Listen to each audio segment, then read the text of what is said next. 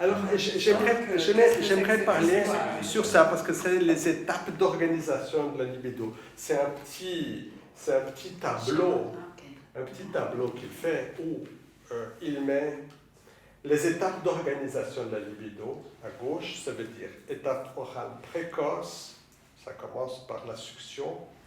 Deuxième étape, sadique orale, qu'il appelle cannibalique, c'est lorsqu'il y a le mordillement. Donc on commence par la succion, la première étape. La deuxième étape, c'est le mordillement qu'il appelle déjà sadique oral. La troisième étape, c'est la sadique anale précoce, que c'est là où il y a l'évacuation, comme ça, qu'il appelle destructif.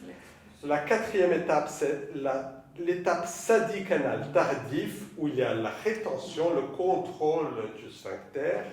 La cinquième étape, l'étape génitale précoce, phallique, qui dit qu'il y a l'incorporation qui est différente de l'incorporation cannibalique, parce que dans l'incorporation cannibalique, il y avait une incorporation de l'objet total, n'est-ce pas, comme s'il y avait total et donc destructeur. Et là, il dit que dans l'étape génitale précoce, phallique, il y a juste l'incorporation du pénis, donc d'une partie de l'objet, n'est-ce pas? Et il préserve l'objet, c'est moins destructeur.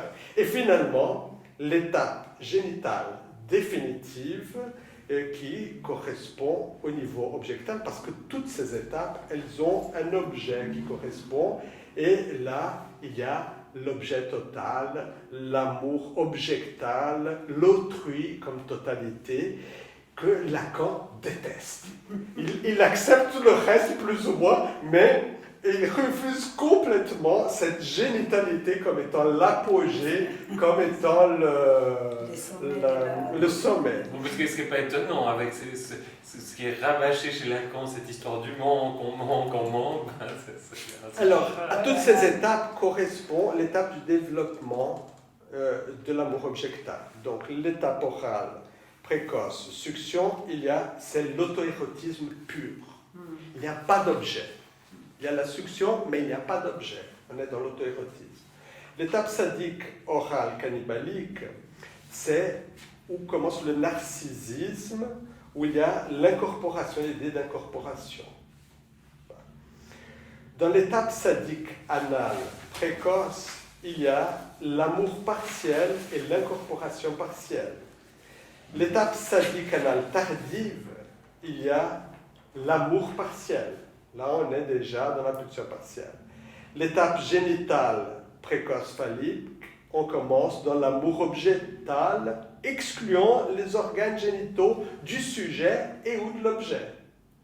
Ok? Donc, on aime l'autre, mais la question génitale, elle était encore un peu de côté. Et finalement, dans l'étape génitale définitive, il y a l'amour objectal total. Alors, à tout ça correspond une psychopathologie. Ça veut dire, dans l'étape orale précoce de la succion, c'est la mélancolie. La mélancolie, d'ailleurs, elle est dans les deux étapes orales. L'étape orale précoce et l'étape orale sadique. L'étape sadique anale précoce correspond à la paranoïa ou l'incorporation orale ou anale et la kleptomanie, l'incorporation orale. Alors, ce qui est intéressant chez Abraham, c'est que la mélancolie, elle est antérieure à la paranoïa. Au contraire de Melanie Klein. Melanie Klein, elle va inverser ça. Elle va mettre la paranoïa comme antérieure et la dépression comme un progrès. Pour Abraham, le progrès serait passer de la mélancolie à la paranoïa. Chez Melanie Klein, la phase schizoparanoïde, elle inverse parce qu'elle entre avec la question du clivage comme mécanisme de défense. Tandis que lui, je pense qu'il n'avait pas encore parlé de ça. Je pense que c'est à partir de là qu'elle structure la chose en termes de défense. Et le clivage, donc schizo-paranoïde, c'est-à-dire schizo, il y a un clivage, un bon et mauvais. Le mauvais est projeté à l'extérieur, hein, et puis ça revient comme un boomerang, elle utilise ça, ça revient comme un boomerang à travers le paranoïa. Donc l'objet qui est expulsé, les voix par exemple, à travers, reviennent sur le sujet. Donc il ne reconnaît pas que c'est sa propre voix qui l'insulte. Donc tout ça, Mélanie Klein a pris ça comme base et puis a développé très subtilement la question du mécanisme de défense. Lorsque j'ai vu qu'Abraham, il mettait la paranoïa comme un progrès par rapport à la mélancolie, en tout cas, ça a une répercussion pour moi tout à fait clinique. Je veux dire que dans la clinique, lorsque le patient est mélancolique, tout mon travail, c'est de le rendre paranoïde. Parce que dans le mélancolique, l'objet, c'est le mauvais objet et il veut détruire ce mauvais objet, ça veut dire tuer. Mais là, par rapport à ce que vous disiez, finalement, en se développant, l'enfant commence à être un peu moins clivé, et puis réalise qu'il est l'auteur de cette destruction, et c'est là qu'il se déprime finalement. C'était ça que vous vouliez dire. Oui, c'est-à-dire que Mélanie Klein, elle met ça dans la dépression, elle est faite dans la phase de la perception de l'objet total. C'est-à-dire le manque, c'est le manque, la mère qui manque, c'est pas le sein qui manque, hein, c'est la mère qui manque. Donc c'est une perception que la mère est une personne et qu'elle peut manquer, qu'elle peut partir, ne pas revenir, etc. Donc elle met la dépression comme un processus, un état et un objet de défense assez développé, assez structuré et assez développé. Donc la dépression, la dépression névrotique, ce serait différent de la dépression mélancolique. Oui, mais la question de la mélancolie, les personnes mélancoliques ont comme un balancier. C'est-à-dire qu'une fois que l'objet mauvais est dedans, ils sont mélancoliques, ils ont des problèmes oraux, d'addiction, etc. Et quand ils arrivent finalement à se débarrasser de l'objet mauvais, à le mettre dehors, ils vont être persécutés par cet objet, mais c'est quand même mieux parce qu'il va devenir un peu paranoïaque, mais au moins l'objet mauvais est dehors. Mais ils arrivent, tu crois qu'ils arrivent? Oui. Alors j'ai une patiente qui vraiment je pourrais illustrer, je la suis depuis 20 ans. Et puis je connais tous les... Bon, elle est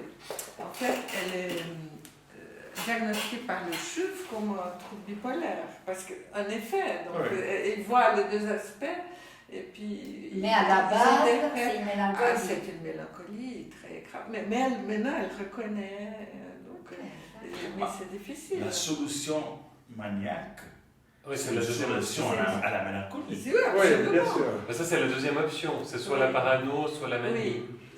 C'est-à-dire quand on est trop maniaque, on peut devenir un peu persécuté. Et Mélanie Klein, on veut le couper, on veut l'empêcher de faire. La solution maniaque, justement, Mélanie Klein, elle dépathologise parce qu'elle parle de défense maniaque. Ça devient une défense, c'est pas un symptôme.